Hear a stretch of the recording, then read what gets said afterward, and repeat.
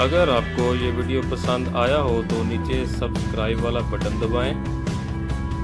Button दबाने के बाद आप इसके साथ में जो बेल आइकन है उस पर भी क्लिक कर दीजिए ताकि आपको हमारे तमाम नए आने वाली वीडियोस के नोटिफिकेशन मिलते रहें।